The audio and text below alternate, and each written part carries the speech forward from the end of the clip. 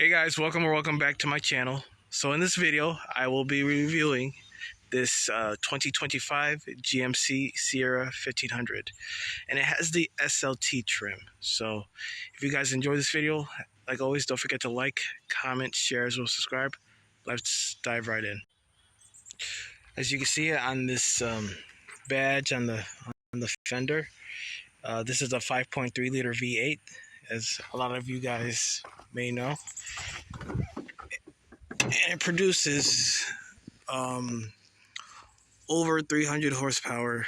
I don't remember the exact number, and over 300 foot-pounds of torque.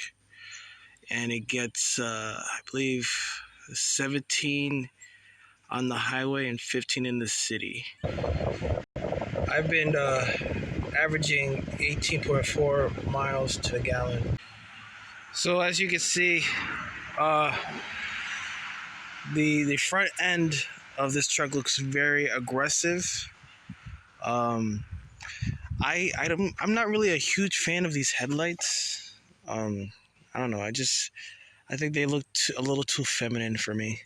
I like the ones on the previous Sierra. I thought they looked a little bit more aggressive.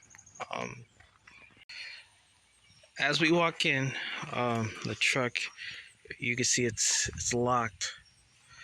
You press the button here to unlock it with the key fob, obviously, on your person. You got full leather in this particular SLT model. No sunroof or moonroof, which is okay. I actually prefer it this way. But as we hop in,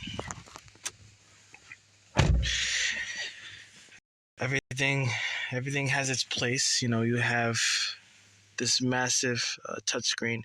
It's a better looking size than the one on the Tundra. I actually prefer this infotainment screen a lot better. You got your hazard button right below it. You got your tailgate button here, your auto start stop whenever you're at a light, which me personally I'll never ever use. I think it's dumb. And then you also have your lane departure warning button, I believe it's called. And interesting enough, you could actually power press in and pull down both the front driver and passenger windows with this button. And since this is considered a crew cab, you could actually fold this middle armrest up, and you could get an extra seat, and you can probably fit not five.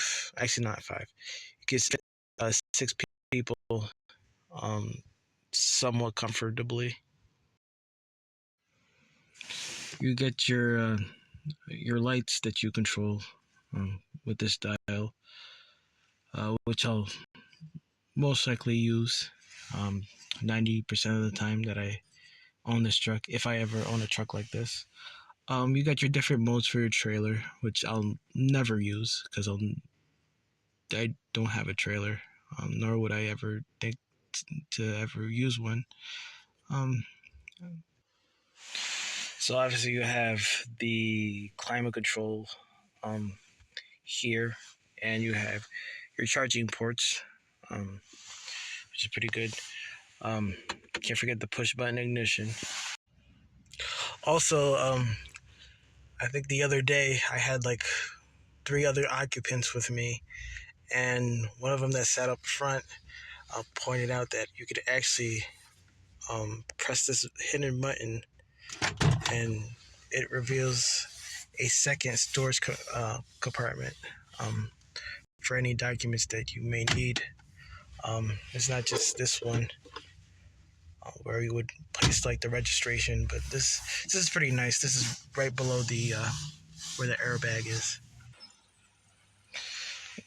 You got your gas cap. Your gas lid to access your gas tank. I like how this is designed. You don't have a cap that you have to twist off. I like this particular design. It works. You got these rugged 18-inch wheels on these Michelin tires, and in the rear, um, they're okay looking. They're not my particular favorite. Moving on to the the bed of the truck, we'll spend quite a bit of time here. So this, as you can see, the the the tailgate is split, so you can open it up completely like that,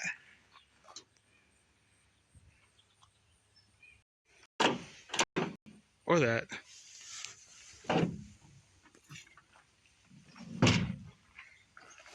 And if you have some sort of plywood or something like that, I think you can open it like that too. So that way, if you're like loading it in the bed of the truck, it doesn't. This acts somewhat like a barrier, so it doesn't fly off the truck and hit someone behind you who's driving behind you. Or with the key fob.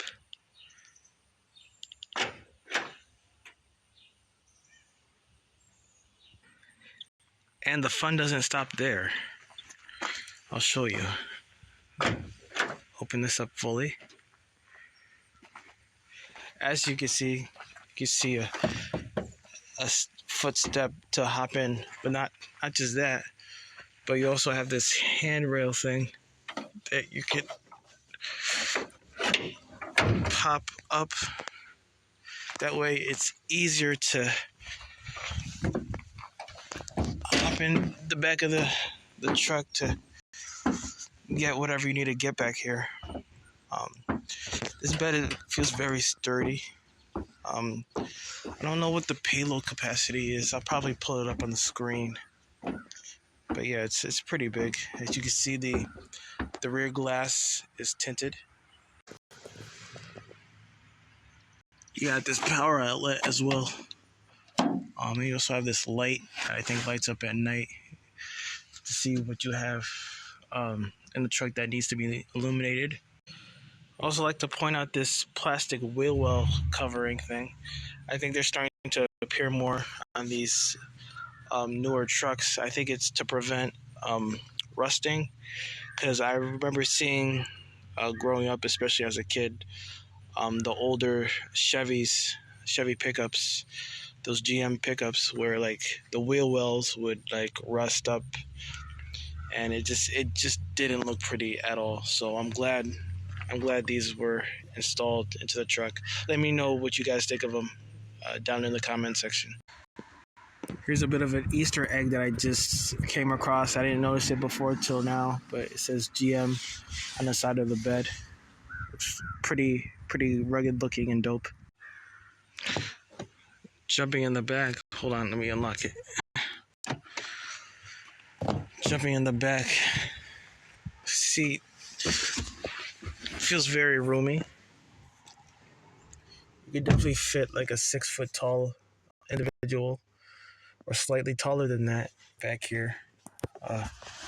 It feels very comfortable. Here's the cup holders. Close that. And what else? Oh, it's weird. I also discovered this compartment. So if you want to hide any sort of items, like, I don't know, some candy or some donuts or a donut back there, I actually wouldn't recommend it, but if you wanted to, you could.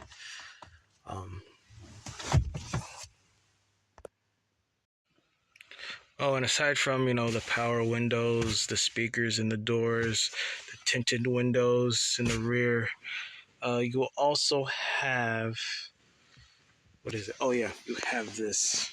You got a power outlet, as well as these two USB slots, as well as vents for the climate control in the back as well.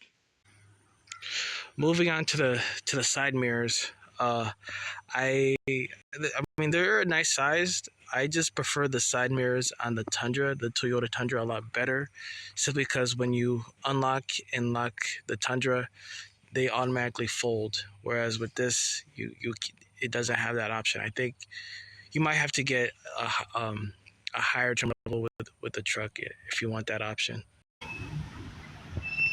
So I really like this truck, but the question is, would I choose this truck over Toyota Camry? The answer would be no. Also, you know, what also like about this truck that's pretty much the exact same thing with the Tundra. You can sit six people comfortably. You can actually use this back. Uh, Also, I think a main thing that I would choose the Tundra over this is they they they make their trucks to last, you know. But as far as with the GM products, with pickups like this, I feel like they're only allowed a certain amount of miles, maybe like 100 to 150,000 miles before they crap out on you to like spend a whole bunch of money, you know, trying to keep it on the road for as long as you can. Whereas Toyotas, you can just run them.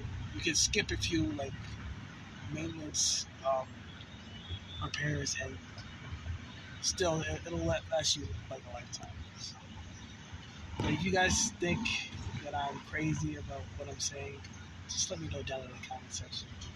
If you guys enjoy this video, give it a like, comment, um, and if you want to see more videos, subscribe. As always, stay safe, go outside. It's still summer. We're gonna have some fun. More videos to come.